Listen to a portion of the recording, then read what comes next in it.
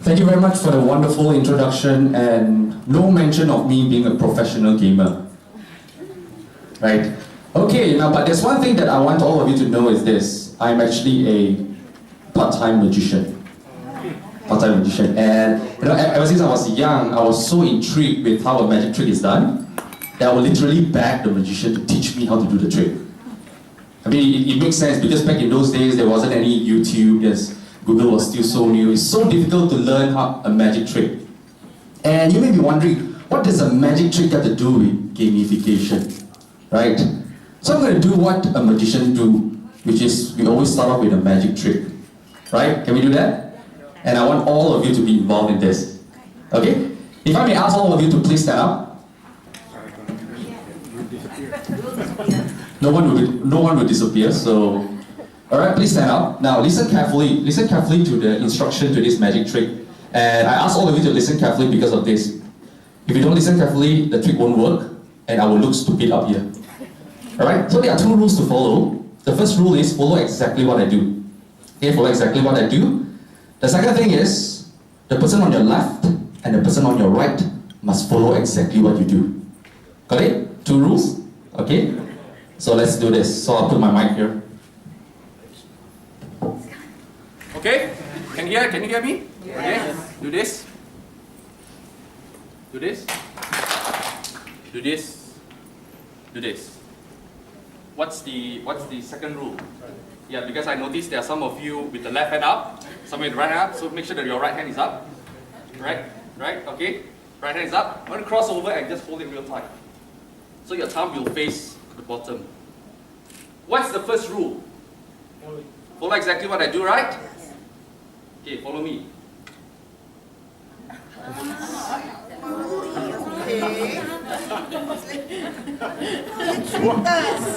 Thank you very much. Let's give all of us a big hand. Thank you very much. Okay, I promise I will teach you the trick at the end of at the end, right? I will teach you. Okay, but I want you to reflect on this. I want you to reflect on what happened just now. Alright? Just reflect on the experience. In that single moment, number one, you are present, you are in the zone. Number two, you are given certain rules, certain obstacles that you have to overcome. And the only way for you to overcome the challenge is this, to learn something new. Right? So in that single moment, alright, I can see the table is still trying to figure out, so I will teach you later. Alright? And so in that single moment, this thing happened. Challenge, I need to overcome it. I want to learn something new. So what if we can take that single moment and repeat it over and over and over 10 times, 20 times? And in essence, that is what game-based learning is about. And I want you to consider these two stories. Griffin, 10 years old, was going shopping with his great-grandmother, who is 78 years old, driving on a highway, driving at 100 kilometers an hour. And all of a sudden, the great-grandmother passed out, heart attack, and the car was going towards the opposite direction. And that kid, Griffin, 10 years old, instinctively took over the wheels, stirred it back, and parked at the side, and called the ambulance. And when the ambulance came, the first responder came, asked the kid, "Hey, you're so young. Where do you learn how to drive a car?" And guess what the kid said? "Mario Kart." Now the second story, Olsen, 12 years old, same thing. He and his sister was going to the woods, and there was this moose that got provoked and got very angry, was chasing after them, and the sister ran really fast, but he was really slow. And guess what he did? Fake death. And can anyone guess where did he learn this from? World of Warcraft. Right, so what does these two stories got to do with corporate learning and development? Now imagine if we could design a gamified environment that the more times an employee play the game, the better they get. Right? In other words, how can we design a gamified environment that best simulate real-life work pressure? Not online game, but real life, real people, real interaction, real goals, real challenge, real conflict. Everything is real, and we're dealing with real people. And that has become one of my vision in what I'm doing right now in terms of gamification, creating the best environment for people to play and learn at the same time. And of course, we designers, especially for games, we always start off with a fundamental assumption that somebody out there will break the system. Since I'm given 20 minutes, I'm just going to share with you some of the success mindset you can adopt if you want to bring gamification to your organization. The first is context is more important than content. You know, we play games, right? We want to have a lot of feature. We want to have the prince and the king and the queen. You know, you have to save, and then there's a beggar. You need to run up, run down. You know, basically, a lot of gamers, right? They always want to have like a movie type of game. They have to dress up and all that. But then, how does this relate to an actual work environment? Now, that's very important because we are talking about game-based learning. We are not talking about creating games. Right? So in essence, everything we do in the game-based learning has to mirror the actual work environment. Okay? So let me just quickly share with you some of our methodology, and if you think this can work for you, feel free to apply it in your organization. Now, assuming this is a work environment, you know, in the typical work environment, what processes do we have? Anyone can shout out one? We have finance, what else? HR, marketing, sales, right? Okay, let's take sales because sales is the most direct. So in a typical sales process, right, we break down further into individual tasks. So we have prospecting, proposal, negotiation, and then we close the deal. And if you look at the negotiation, we break down further into what are the resources is needed for a negotiation to work. What are some of the challenges? What are some of the goals? So let's just take a negotiation. What are some of the challenges that people face in negotiation? Anyone? Information, lack of information, right? Lack of trust, confidence, lack of confidence, right? So these are the challenges that, you know, from a corporate learning point of view, these are challenges that is faced by a lot of organizations. So what you do is you take all this and then you put it as an input into the gamified environment. Right? So let me give you a simple example. Let's say in a typical negotiation, right? A lot of people, when they go into a negotiation conversation, they don't have a big picture. They don't know their strategy, right, in the workplace. So we take that and mirror that in a gamified environment. So as they play that, then they get to think, all right, when I go to this negotiation, we need to, you know, get to know our big picture. Now the beauty is, the competency needed to succeed in the game then becomes the competency needed to succeed in the workplace. So it's an actual mirror. So during debriefing, it's very easy to connect the dots. Nothing more, nothing less. And then you can put in some learning tools, which I'm not going to talk about it. These are some of the tools that we have. The next thing is autonomy and creativity. Now let me ask you this. In a Monopoly game, what do people do? First, they roll the dice. And then they take the step. And then to buy or not to buy. If they land on people's land, then they need to pay. So it's very, you know, step by step.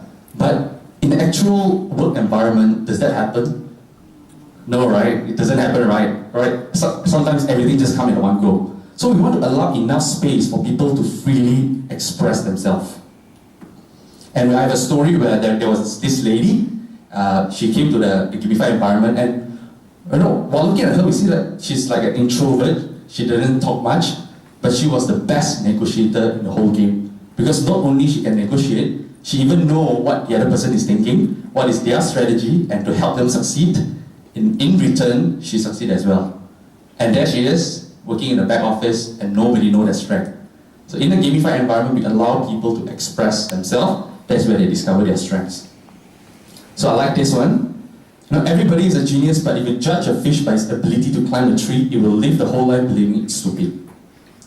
You see, you know, people, right? I mean, if you look at all of you, when we join a company, we don't put up the hand and say that, hey boss, I want to fail in the company. No one does that. Everybody wants to succeed. And the only way for them to succeed is if you put them in the right environment. So if your people are not performing at its best, chances are the environment is not ready for them, or they're not getting the support they need. The next thing is mastery over fluency. Do you know the difference, mastery versus fluency? Alright, I'm just going to explain. If you look at baseball, If you were a baseball player and you're practicing curveball for 1,000 times every day, and then you go to the actual baseball game where there are more variables, the weather, psychology, the crowd, and then you won't know what kind of ball. Sometimes you get a slow ball, a change-up, you wouldn't know. So, fluency is the ability to repeat the desired behavior in a fixed setting. Whereas mastery is the ability to adapt in a changing variable. And yesterday I couldn't sleep because there's so much about AI. I think if you go on an approach of fluency, the AI will take over because the variable doesn't change, right? Just like language. When we learn language, it doesn't change. You just get fluent. But from a leadership point of view, we need to look at a more adaptive, adaptive capabilities. And game can allow that to happen. Because as people get comfortable, we want to change the variable. We change the environment. We change the setting. We throw in new information. We throw in new briefing. Suddenly, all their game plan gone. Now they have to try to adapt whatever they have learned. All right. Now, one thing you must know is this. I'm not from Singapore, and I feel I need to put this. And guess who is that? Joseph Schooling. Yes, so I get extra brownie point just by putting that.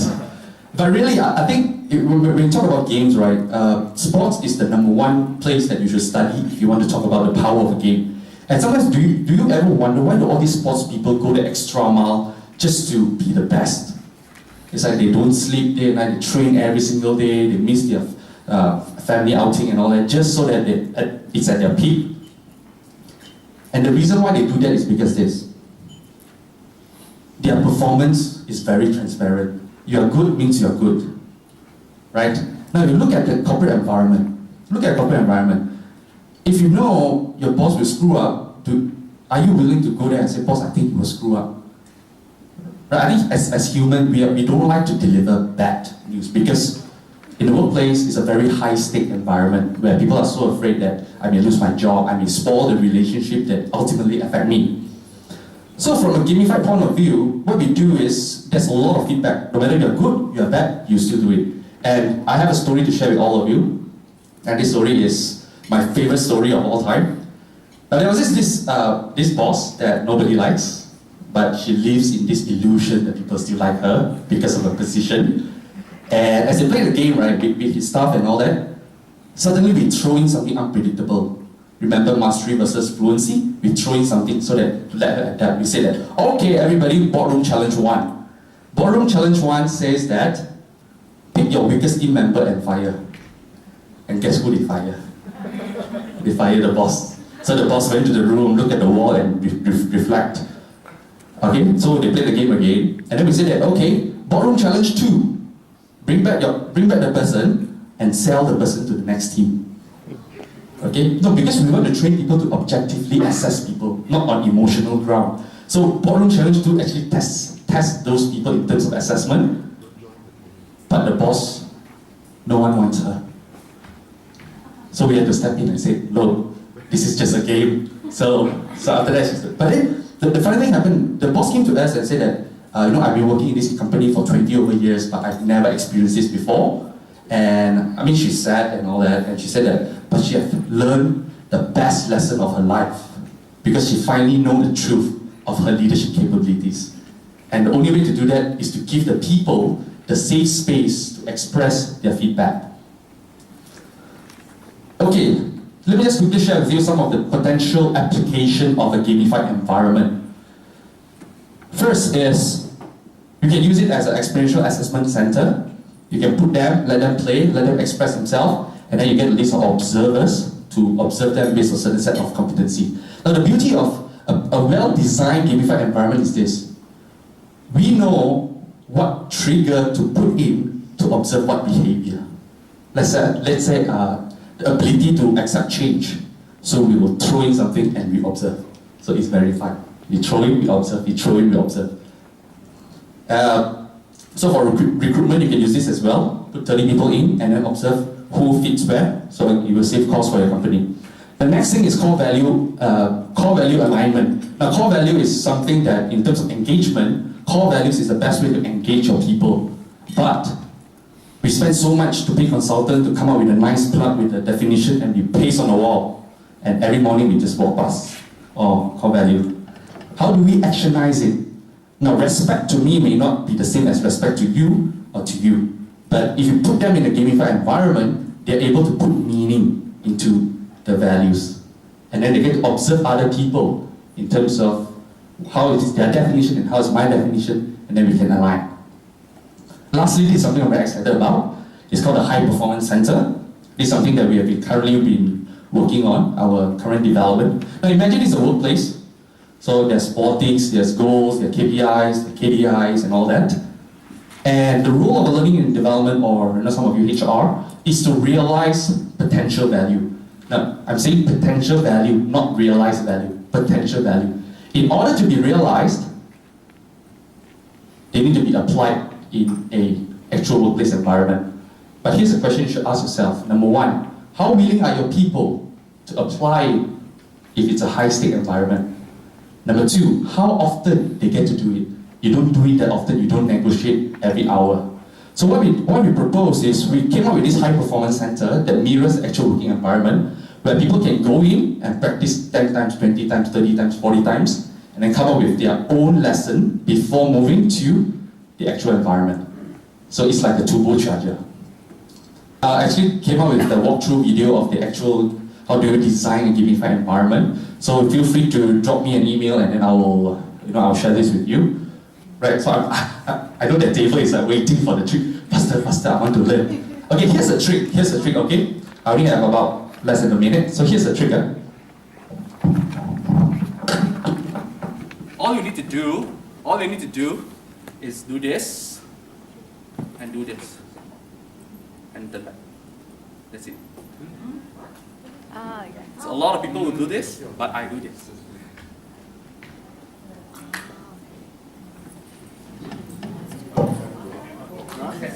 Got it? I will explain later, but I just want to give this quick point. I'll explain later so that you don't hurt yourself. I just want to give this quick point because as much as we want to engage people and all that, but what difference does it make if people feel engaged but they have nothing to take back? Which is why I want to teach you at the end. Because at the end of the day, what is more important for all of us is, it's really about the learning, not the game. It's really about the learning. It's really about what you can take away from the games, not how fun you are, how happy you are. At the end of it, must have business impact. And if you believe that gamification is something that can change how you develop your people, then I welcome you to join me in this wonderful world of gamification, and let's change how learning and development is done in the world. With this, thank you very much.